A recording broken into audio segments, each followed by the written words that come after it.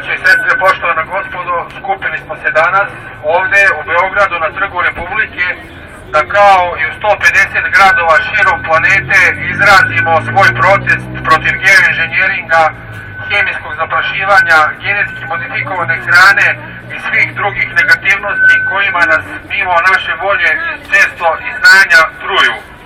Ovaj protest je globalni, a u isto vreme antiglobalistički. U ime Srpskog centra ekologije želeo bih da vas pozdravim na predlog mnogobrojnih pojedinaca neformalnih grupa. Odlučili smo da danas organizujemo i prijavimo ovaj protest i da se nađemo na mapi od preko 150 zemalja u svetu u kojima se u istom ovom danu, u istom trenutku događaju ovakvi i slični skupovi. Zatrovali su hranu, zatrovali su vodu, zatrovali su tlo.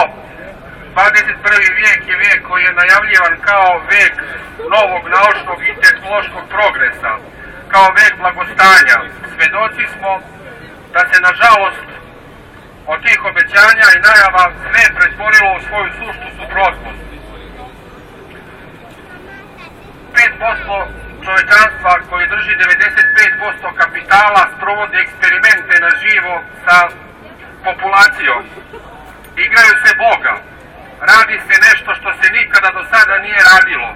U lanac ishrane se ubacuju i unose genetski modifikovani organizmi kojima se nikada čovek i ljudska vrsta nisu hranili.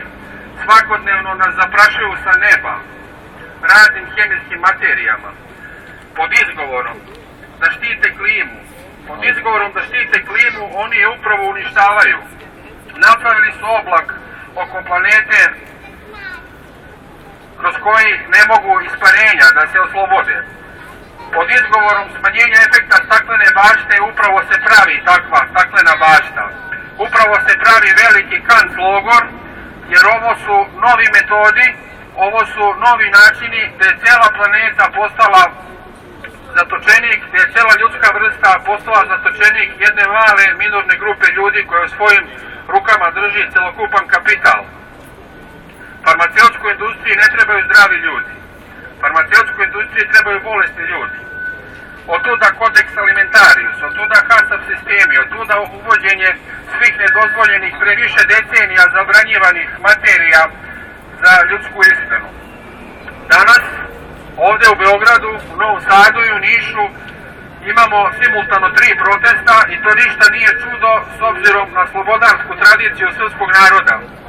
Svi znamo koliko smo kroz istoriju skupo platili svoju slobodu.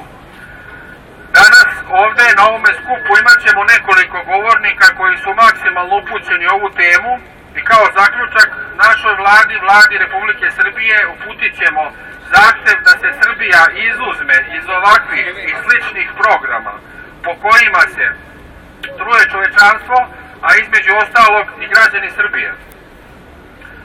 Ja ću biti slobodan da najavim govornike koji su prijavljeni za današnji skup.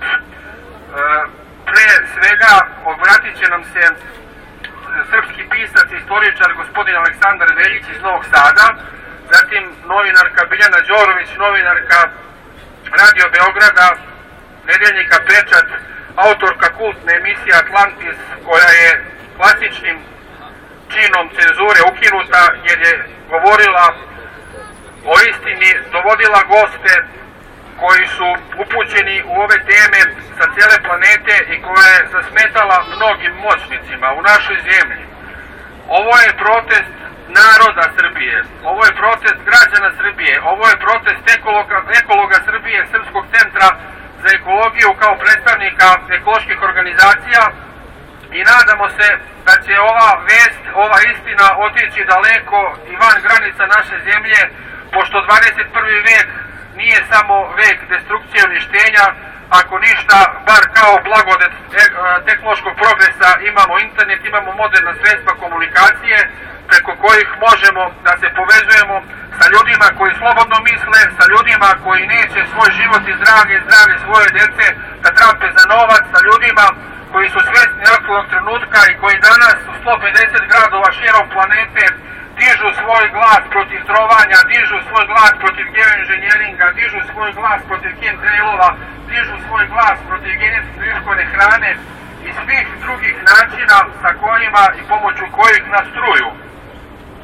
Ovo nije mala snaga, onaj koji je u istini, koji je uz Boga, uz njega je snaga, bez obzira na to koliko je ova tema do sada nedovoljno obrađena i skrivana, doći će vreme da se čuje istina. Ovo neka bude samo jedan simboličan skup, prvi od serije. Imali smo pre par meseci situaciju da smo pratili globalni marš protiv Monsanta, također će biti 12. oktobra marš protiv Monsanta, o čemu će vam govoriti gospodin Aleksandar Veljić kao organizator, a sve je to složeno, sve je to skopčano, sve je to sastavljeno i uzročno posledično. Znači jedno zlo je povezano i zlo nikad uvijek ne ide samo. Ja vam se zahvaljujem što ste prepoznali istinu, zahvaljujem vam se što ste danas došli ovdje, zahvaljujem se što ćete istinu preneti svojim porodicama, što ćete istinu preneti svojim prijateljima, što ste imali hrabrosti, svesti i patriotizma da shvatite o čemu se radi, da dođete danas ovdje i da podržite ovaj naš zajednički skup. Ja ću zamoliti gospodina Aleksandra Veljića, pisca, istoričara, da se obrati ovom skupu.